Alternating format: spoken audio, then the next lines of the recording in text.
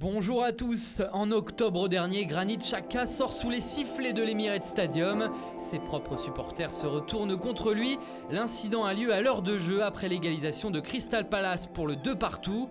Arsenal menait 2-0. Unai Emery décide de remplacer le Suisse qui ne fait pas un bon match. Vexé, le joueur quitte la pelouse en marchant et jette son brassard vers Aubameyang. Les sifflets du public sont de plus en plus forts et font craquer Xhaka, qui répond aux supporters des Gunners en mettant sa main à l'oreille pour en demander plus, ironiquement bien entendu, avant de lancer un fuck off qui lui n'est pas ironique et qui se passe de traduction.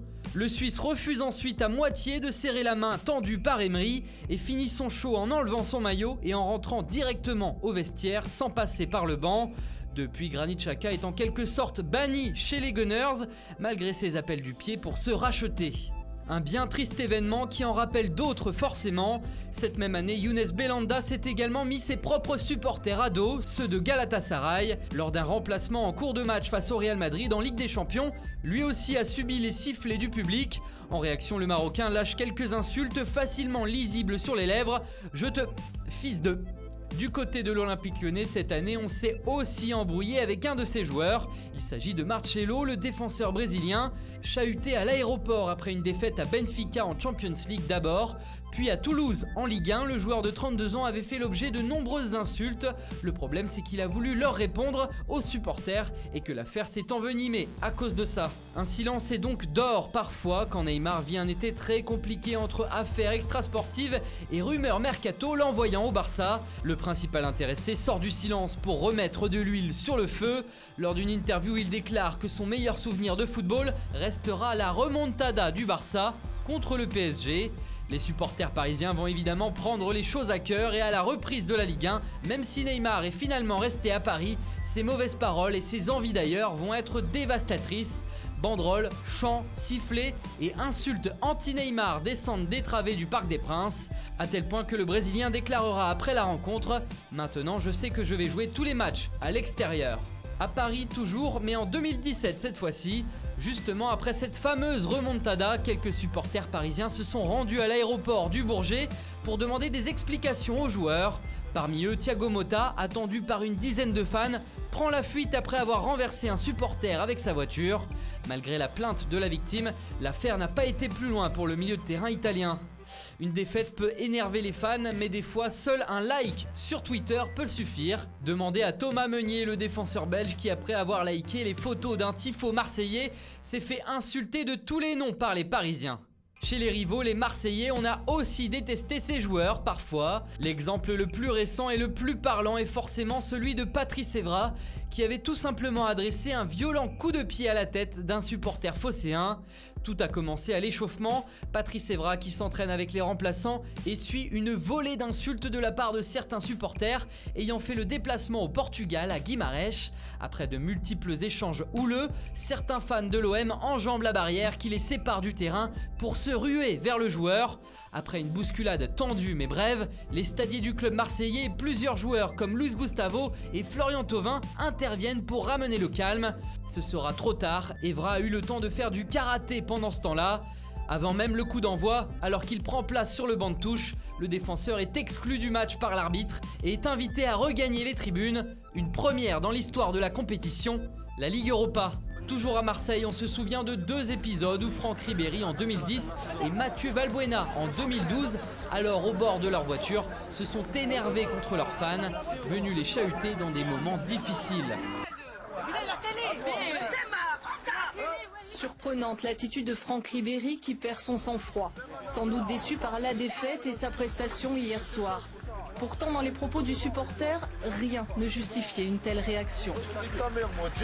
Enfin, à Marseille, c'était une autre époque, mais on se souvient également d'Eric Cantona qui portait le maillot des Olympiens en 1989, année où l'OM va être champion de France.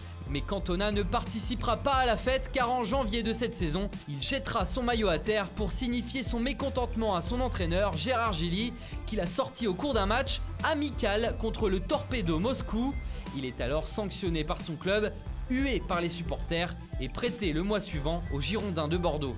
Jamel Belmadi, lui aussi, une dizaine d'années plus tard, avait aussi craqué face aux fans marseillais qui étaient injurieux envers lui en jetant sa chaussure en direction des tribunes.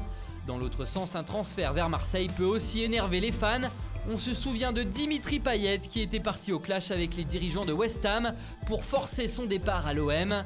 Ce à quoi les supporters londoniens ont répondu par des maillots piétinés, des chants d'insultes.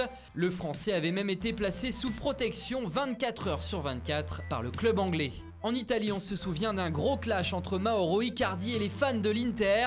L'attaquant argentin s'était retrouvé dans l'œil du cyclone après la sortie de son autobiographie où il raconte un face-à-face tendu qui se serait passé en février 2015 à l'issue d'une défaite de l'Inter. Mauro Icardi explique être allé à la rencontre des fans en colère et avoir voulu donner son maillot à un enfant, mais un leader de la Curva Nord aurait repris le cadeau et l'aurait jeté à l'attaquant. Icardi assure que le ton est monté très haut à ce moment-là.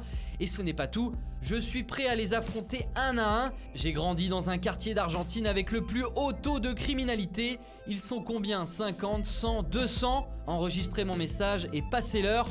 Je leur ramène 100 criminels d'Argentine qui les tueront où qu'ils soient. Alors, on verra. C'est ce qu'il aurait dit aux dirigeants en revenant dans le vestiaire ce soir-là. Une histoire qui n'a évidemment pas plu aux ultras de l'Inter, qui lui en ont fait voir de toutes les couleurs après la sortie de cette autobiographie. Et même durant les compétitions internationales, un joueur peut être sifflé par le public de son propre pays. Durant l'Euro 2016, Arda Turan a vécu un calvaire. Décevant sur le terrain, au point de se faire siffler par le parquage turc, notamment contre l'Espagne. Il s'est d'ailleurs fait consoler par ses coéquipiers en club à Barcelone. Après coup, il a tenté d'arranger la situation en s'excusant publiquement pour ses piètres performances. Dur.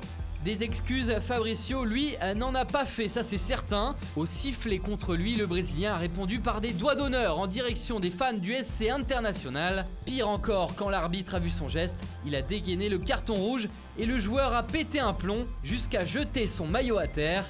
Après ça, son club l'a suspendu, puis transféré au prochain mercato pour le plus grand bonheur de leurs supporters. C'est une situation similaire qu'avait eu Matheja Kezman au Paris Saint-Germain en février 2009. Pris en grippe par une partie des supporters après avoir jeté son maillot à terre lors de son remplacement en demi-finale de la Coupe de la Ligue contre Bordeaux. Le Serbe avait été prêté la saison suivante au Zénith Saint-Pétersbourg et souvenez-vous, il est considéré comme un des plus gros flops de l'histoire du PSG. Et vous, avez-vous d'autres exemples de joueurs qui se sont clashés avec leurs propres supporters? On attend vos avis dans les commentaires. Allez, on se retrouve très vite pour une prochaine vidéo sur Foot Mercato.